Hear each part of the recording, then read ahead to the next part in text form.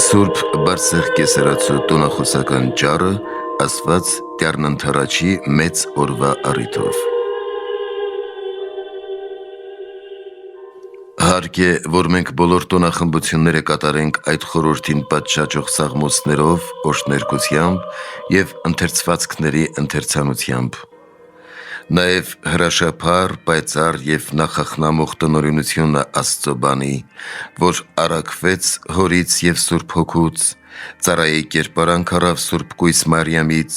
որպեսզի ազատի ծառաներից և աշխարհը փրկի Ադամի անեծքից։ Օրենքի տակ մտավ, որպեսզի մենք երկնավոր խոր որդեգրությունն ընդունենք և մեղքի ծառայությունից ազատվելով արժանանանք երկնային արքայության։ Այս ամենի համար արժանի գոհություն վերառաքենք բոլորի Տիրոջը և Փրկչին։ Այսօր երգվում է «Երկրի բոլոր ծայրերը տեսան մեր Աստծո շնորհած փրկությունը», իսկ հրեշտակները, երբ փառք էին վերառաքում բարձունքներ և մարդկանց մեջ հաճություն էին ավետում, հովիվներին ասում էին. «Այսօր Դավթի քաղաքում ձեզ համար ծնվեց մի փրկիչ, որ օծյալ Տերն է, նա կփրկի իր ժողովրդին իրենց մեղքերից»։ Քանզի Աստված իր շնորհը հայտնեց որպես փրկության միջոց բոլոր մարդկանց, ասում է առաքյալը, որ խրատում է մեզ, որ մերժենք ամբարշտությունը և աշխարհիկ ցանկությունները, այս աշխարհում ապրենք զգաստությամբ, աստվածպաշտությամբ և ակնդեց սպասենք երանելի հույսին և փառքի հայտնությանը մեծն Աստծո և մեր Փրկչի Հիսուս Քրիստոսի։ Արդ այս գալուստը նվաստապես և փրկչաբար եղավ, իսկ երկրորդը փառավորապես և աստվածաբար պիտի լինի, ոչ փրկելու, այլ դատելու և ըստ արժանիքների հատուցելու։ Սակայն ես խոսելու եմ առաջին գալստյան, մերձակա տոնի և մեր փրկության հայտնության մասին, և որովհետև ըստ Ղուկասի ավետարանական քարոզության այն տոների գլուխն է, նրանից սկսենք մեր խոսքը, ներս մտնենք և մեր գեղեցիկ փրկությունը հայտնենք, եթե Տերը հաջողեցնի խոսքերս, շնորհներով լցնի իմ միտքը և իմաստության խորհրդով առաջնորդի։ Երբ նրանց սրբագործման օրերը լրացան, Մովսեսի օրենքի համաձայն 40-օրյա Հիսուսին Երուսաղեմ տարան Տիրոջը ներկայացնելու համար։ Եվ Տիրոջ օրենքում գրվածի համաձայն ընծա պետք էր տալ մի զույգ տատրակ կամ աղավնու 2 ձագ։ 40 թիվը նախամեծար թիվ է հին և նոր օրենքներում։ Մովսեսը լեռան վրա 40 օր պահեց և Աստծո ձեռքով գրված քարեղեն տախտակներ նստացավ։ Իսրայելի ժողովուրդը 40 տարի փորձվեց անապատում։ Հեսուն ապաստանի 40 քաղաքներ ցույց տվեց փրկվածներին։ Եղիան 40 օր պահելով Աստծո տեսությանն արժանացավ։ Մեր Տերը մկրտությունից հետո 40 օր փորձվեց անապատում և հաղթեց փորձողին։ Այստեղ նույնպես տեսանելի է 40 թվի պատվված խորհուրդը։ Ինձ թվում է 4-10 թվերով քառաթև խաչի չարչարանքների խորհուրդն ունի այն այստեղ։ Արդ Երուսաղեմում Սիմեոն անունով մի մարդ կար, և այդ մարդը արդար և աստվածավախ էր և ակնկալում էր Երուսաղեմի մխիթարությունը, և Սուրբ Հոգին էր նրա մեջ, և Սուրբ Հոգուց նրան հրամայված էր մահ չտեսնել, մինչև որ տեսներ Տիրոջ օծյալին։ Այսպես է նկարագրում ավետարանիչը Սիմեոն ծերունուն երկյուղած, կատարյալ, մաքրագույն և Սուրբ Հոգով լցված, իսկ ուր Տիրոջ Հոգին է, այնտեղ ազատություն է, պայծառություն և մեծամեծ բաների տեսություն, որ նրանք են ցանկանում։ Սիմեոնը պարզորեն տեսնում էր իմանալի լույսին և ակնկալում էր Իսրայելի մխիթարությունը։ Նա Սուրբ Հոգով ընդառաջ էր ելել Տիրոջը, քանի որ նրանից հրաման ուներ մահ չտեսնել, մինչև Տիրոջ օծյալին տեսնելը։ Ով սքանչելի և մեծ խորհուրդ։ Հոգով Երուսաղեմում մնաց, Հոգով ակնկալեց Երուսաղեմի մխիթարությունը, Հոգուց հրաման առավ մահ չտեսնել, մինչև Տիրոջ օծյալին տեսնելը, Հոգով ընդառաջ եկավ օծյալին, Հոգով աստվածության մեծությունը փառավորեց, հոգով նրան աշխարհի փրկիչ ու Տեր ճանաչեց։ Այսպիսին էր բարեպաշտությամբ կատարյալ և հոգով լցված այս մարդը, որին Աստված արժանի դարձրեց տեսնելու նրան, որ անտեսանելի է անմարմին զորքերի համար, որին մարդկանցից ոչ ոք չտեսավ և ոչ էլ տեսնել կարող է։ Որպես մանուկ իր գիրկն ընդունեց հոր ծոցից առաքված անսկզբնական բանին, հոր և Սուրբ Հոգու էակցին, երկնքի, երկրի և բոլոր արարածների արարչին։ Արդարև երկրի վրա քերովբեական աթոռ երևաց Սիմեոնի գիրկը, բյուրավոր հրեշտակների կողմից օրհնվածը, ով չի տեղավորվում երկնքում և երկրի վրա, կամավորապես ամփոփվեց Սիմեոնի գրկում, ով լցնում է երկինքն ու երկիրը, ով ամեն բան լցնում է ամենով, նրա գրկում լցվեց, ով փափագելի գիրք, որն իր մեջ պահեց աշխարհի անհանգչելի լույսին, անհասանելի զորությանը, անանց մեծությանն ու հավիտենական կենդանությանը, փառքերի Տիրոջն ու թագավորների թագավորին, կենաց և մահու իշխանին, բոլորի Աստծուն, ով Աստծո մեծության և մարդասիրության խորք, մեզ համար աղքատացավ մեծատունը, որպեսզի մենք նրա աղքատությամբ մեր հոգիների մեջ ընդունենք նրա աստվածության մեծությունը։ Սիմեոնն օրհնեց Աստծուն, որ իր միածին որդուն ուղարկեց աշխարհի փրկության համար, օրհնեց ամենակալ Հորը, որ գթած իր արարածներին և բան Աստծուն փրկիչ առաքեց մարդկային ազգը փրկելու մեղքերի մահվանից։ Բոլորի Աստծուն, որ մեծ լույս ծագեցրեց լուսավորելու մեղքերով խավարածներիս և ադամական հանցանքի պատճառով մահվան ստվերների մեջ նստածներիս։ Օրհնեց Աստծուն,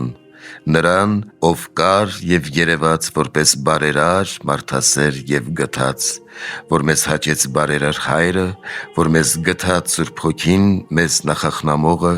և մեզ սիրեց Որդին, որը ծառայի կերպարանք առավ, որպես մարդ երևաց Սիմեոնի գրկում, որն աստվածության ընդունարան եղավ, որովհետև հոգուց շարժվելով, Որդուն իր գիրկն ընդունեց, նաև Հորը առանձին չիմացավ, ուր Սուրբ Հոգին և միածին Որդին են, այնտեղ նաև ամենակալ Հայրն է, որովհետև երբ երեքից մեկին ենք իմանում, հավատով երրորդության իսկությունն ենք ճանաչում, քանի որ միավորվում է այսպիսի բաժանմամբ և բաժանվում առանց բաժանման, որ հրաշափառագույն է և անհասանելի է մեր մտքին։ Օրհնեց Աստծուն և հաստատեց Հոր, Որդու և Սուրբ Հոգու մի աստվածության խոստովանությունը։ Սիմեոնն օրհնեց Աստծուն և ասաց. «Այժմ ով Տեր, խաղաղությամբ արձակիր քո ծառային, որովհետև աչքերս տեսան քո փրկությունը, որ պատրաստեցիր բոլոր ժողովուրդների առաջ»։ Սրանով երանելի ծերունին երեք բանից էր արձակում խնդրում. մեկը օրենքներից դեպի ավետարան, երկրորդը մեղքի կապանքներից դեպի արդարություն, երրորդը ժամանակավորից դեպի անմահ կյանք։ Տեսավ Փրկչին և հայցեց խաղաղությամբ արձակել իրեն, ճանաչեց մեղքի կապանքներով կապվածների արարչին և խնդրեց ազատել մեղքի և մահվան օրենքից, իմացավ ժողովուրդների պատրաստված փրկությունը և աղաչեց գտնել Հակոբի Աստծո հարկերը։ Ճանաչեց ծառաներին ազատողին և պաղատեց տալ ազատության կտակը, իր գիրկն առավ խաղաղությանը և փութաց դեպի խաղաղություն, իր գրկում ամփոփեց կյանքին և ցանկացավ կյանքից կյանք առնել, իր գրկում ունենալով մեծ լույսին, փրկության խոսքեր էր ընծայում բարձրացած Հոր մարմին առած բանին և հեթանոսներին մեծ լույս էր քարոզում կռապաշտության խավարից և անաստվածությունից դեպի լույս դարձնելու, որովհետև երևաց բարձունքներից և հեթանոսներին և անգիտության խավարի մեջ նստածներին փրկական տնօրինությամբ լույս ծագեցրեց։ Այսպես Սիմեոն ծերունին իր գիրկն ընդունեց մեծ լույսին և փառքերի փառքին, սուղ խոսքերով հայտնեց Աստծո մեծամեծ սքանչելիքը, որ տեսավ մանկան մեջ, լույս, որ կլինի հայտնություն հեթանոսների համար և փառք Իսրայելի քո ժողովրդի համար։ Եվ նրա հայրն ու մայրը զարմացած էին այն խոսքերի համար, որ ասում էին նրա մասին։ Ով չի ուրախանա և սքանչանա անճար տնօրինությամբ, մարդկային միտքն ու բանականությունը ոչ իմանալ և ոչ էլ ասել կարող են։ Անքննելի է տնտեսության խորհուրդը և անհետազոտելի Քրիստոսի մարմնանալը, այն հրեշտակների համար էլ իմանալի չէ, ուր մնաց թե մեծ ներվի մտածել և հասու լինել անհասանելիին։ Որովհետև եթե նրա մայրն էր զարմացել, որ ծնեց և սնեց նրան և խորհրդի անհասությամբ սքանչացած ապշել, մարդկանցից ով կհամարձակվի որևէ բան իմանալ կամ ասել, ով հասկացավ Տիրոջ միտքը կամ ով նրան խորհրդակից եղավ և ստուգեց տնտեսության խորհուրդը։ Անկարելի է խոսել օծյալի անհաս տնօրինության և անճար խոնարհության մասին։ Այն պատճառով է Աստված մարմնի մեջ, որպեսզի մեր ապականացու մարմիններին անապակություն շնորհի։ Բանը մարմին եղավ և բնակվեց մեր բարեգործը անշնորհներից, անապականն ապականության ենթականերիս, ազատիչը գերվածներիս, արդարության արեգակը խավարի մեջ նստածներիս, Տերը աղախիններիս, անչարչարելին չարչարվողներիս, կյանքը մահվան, դժոխքն ավերողը դժոխքի, հարությունը թաղման մեջ։ Այդ պատճառով է Փառքերի Թագավորը ծառայի գրկում։ Այսպես է կենագործում մեզ աշխարհի լույսն ու փրկությունը, ինչպես Սիմեոնն անվանեց 40-օրյա այս մանկանը։ Իսկ ինչու ենք հայր ասում Հովսեփին, որը ոչ մի կապ չուներ նրա հետ։ Ինչպես որ մենք հայր ենք անվանում Աստծուն ոչ ըստ բնության, այլ մեզ նախախնամող լինելու պատճառով, այսպես էլ Հովսեփին հայր են ասում ոչ ըստ բնության, այլ դրությամբ, իբրև Քրիստոսի մարմնին և նրա մորը Մարիամին խնամողի և սպասավորողի։ Սիմեոնն օրհնեց նրանց և նրա հրաշափառ և փրկական ծննդյան մասին Մարիամին նրա մորը և Հովսեփին, որը անճարելի խորհրդի սպասավոր և խնամածու եղավ, ասաց, որ ծնվեց աշխարհի փրկիչն ու խավարածների լույսը։ Սակայն ավելին չքննենք։ Սիմեոնի խոսքերը ուղղված Սուրբ Կույսին չունեն զանազան և խոր իմաստներ։ Սիմեոնը նրանց օրհնեց և ասաց նրա մորը. «Ահա սա նա է, որ պատճառ է դառնում Իսրայելի մեջ շատերի անկման ու բարձրացման և նշան հակառակության։ Իսկ քո հոգու միջով էլ սուր պիտի անցնի, որպեսզի բազում սրտերի խորհուրդներ հայտնի դառնան»։ Ինչու սքանչացար և զարմացար դրանցով։ Ինչպես գալիքը իբրև անցած խնդրեցիր։ Իսկ քո հոգու միջով էլ սուր պիտի անցնի, որպեսզի բազում սրտերի խորհուրդներ հայտնի դառնան, ինչպես շատերի անկման ու բարձրացման պատճառ պիտի դառնա, ինչ է հակառակության նշանը և ինչ սուր պիտի անցնի քո հոգու միջով։ Ես կարծում եմ ընկնել և բարձրանալ ասելով Տերը նկատի ունի մեզ վատթարներից, վայրընկածներից և բարձրացածներից, քանի որ Տիրոջ մարմնով հայտնությամբ մեր մարմնական սրբությամբ բարձրանալն է մեզ ուսուցանվում, իսկ հոգու հայտնությունը մեզ հոգեկան սրբություն է ուսուցանում, ինչպես Պողոսն է ասում. «Երբ տկարանում եմ, այն ժամանակ եմ զորանում»։ Տկարանում է մարմնով ճգնությամբ և զորանում է հոգով ըստ հույսի։ Այսպես և Տերը շատերին ընկնել է ընձեռում, ոմանց կանգնել և ուրիշներ, որ ընկած էին, դարձյալ վայր էին ընկնում անհավատությամբ միշտ գետնաքարշ լինելով։ Իսկ հավատացյալը, որ ընկած է մեղքերի մեջ, Աստծո շնորհով կամենում է բարեգործություն անել, կրկին բարձրանալ և ապրել արդարությամբ և Քրիստոսով փրկության հասնել։ Եթե թերահավատության մեջ չընկնի, հավատը չի բարձրանա, եթե չթողնի պոռնկությունը, մաքրությամբ չի նորոգվի, և եթե ցանկությունը չհեռացնենք, մեր մեջ չի ծաղկի ողջախոհությունը։ այսպես էլ անկումն ու բարձրացումը իմացիր։ Իսկ հակառակության նշանի մասին ասենք, որ Տիրոջ նշան ճանաչեցինք Քրիստոսի խաչը։ Մովսեսը բարձրացրեց պղնձե օձը իբրև նշան, այն խաչի խորհուրդն ունի, ըստ ոմանց այն անհայտ բան ցույց տվող նշան է, սակայն այդ իմանալի է միայն մաքուր մտքերին, քանի որ չեն դադարում վիճել մեր Տեր Հիսուս Քրիստոսի մարմնանալու մասին, այս պատճառով Սիմեոն ծերունին հակառակության նշան ասաց, բայց սուր անվանում է փորձությունները սրտերի խորհուրդները քննողի, հովվի, բոլորի դատավորի, որի չարչարանքների և խաչելության ժամանակ ըստ Տիրոջ խոսքի իր պատճառով բոլորը պիտի գայթակղվեին։ Սիմեոնը այս մասին է մարգարի անում նաև այն մասին, որ խաչի մոտ լինելով Տիրամայրը կտեսնի նրա կրած նախատինքները։ Գաբրիելի վկայությունից, աստվածային հղությունից և աստվածածին լինելուց մեծամեծ զորություններ և սքանչելիքներ տեսնելուց հետո Տիրամոր հոգում սասանում կլինի, որովհետև Տերը բոլորի համար մահ ճաշակեց և եղավ աշխարհի քավիչ, բոլորին լուսավորելով և արդարացնելով իր պատվական մարմնով և արյամբ, որը խաչի վրա պատարակվեց։ Արդ ասում է. այս է սուրը, որպեսզի հայտնի դառնան բազում սրտերի խորհուրդները, որպեսզի հասկացնի, որ Քրիստոսի խաչվելու պատճառով գայթակղված աշակերտներին Տերը կրկին կհաստատի նույն հավատի մեջ։ Այդպես Պետրոսին գայթակղվելուց հետո հավատի մեջ հաստատուն տեսանք։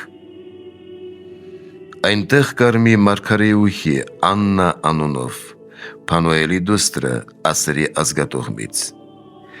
Նա մոտ 84 տարեկան այրի էր, որը չէր հեռանում տաճարից, այլ ծոմապահությամբ և աղոթքով գիշեր-ցերեկ ծառայում էր Աստծուն։ Սա ևս նույն ժամին վեր կացավ եկավ, գոհություն էր մատուցում Տիրոջը և խոսում մանկան մասին բոլոր նրանց հետ, որոնք Երուսաղեմի փրկությանն էին սպասում։ Ավետարանիչը բոլորին հայտնի է դարձնում բարեպաշտ, գիշեր-ցերեկ աղոթքներով և պահքով Աստծուն ծառայող կնոջը, որը չէր հեռանում տաճարից։ Սիմեոնը փրկական տնօրինության մարգարե և քարոզիչ եղավ տղամարդկանց, Աննան կանանց համար, իրենց Սուրբ Հոգու ազդեցությամբ ասաց խոսքերով, որ բոլորին ցույց տան Տիրոջ հայտնությունն ու տաճար գալուստը, նրանք աստվածային մեծ լույս տեսան անարգ մարմնի մեջ։ Աննան արժանի էր դարձել նույնքան մարգարեության և տեսության շնորհի, որքան գիտության շնորհ ուներ, որպեսզի բոլորին բացահայտեր Սուրբ Կույսից մարմին առած բանին, որի մասին նախապես խոսեցին բոլոր մարգարեները։ Որ ոչ թե մարգարեներից կամ հրեշտակներից որևէ մեկը, այլ ինքը Տերն է եկել այստեղ փրկելու մեզ մեղավորներից։ Մեր նախախնամողն ու անժամանակը մեզ համար իբրև մանուկ երևաց, հեռացած որդիներ, դուք, որ սպասում եք Երուսաղեմի փրկությանը, դարձեք դեպի Տերը, որպեսզի սաստի ձեզ և իմաստությամբ հովվի, ինչպես ասաց մարգարեների բերանով, ցույց տվեց իր փրկությունը, բոլոր ազգերին հայտնեց իր արդարությունը և նրանցից հետո աշխարհի բոլոր ծագերը տեսան մեր Աստծո փրկությունը։ Այս ամենը խոսեց մարգարեուհին նրանց հետ, ովքեր ակնկալում էին Երուսաղեմի փրկությունը։ Տիրոջ փրկությունը կստանան արքայությունը ժառանգելու հրավիրվածները, որովհետև տեսան 40-օրյա մանկանը։ Արդ նրանք մարմնի մեջ տեսան անտեսանելին, նյութի տակ ծածկված լույսը,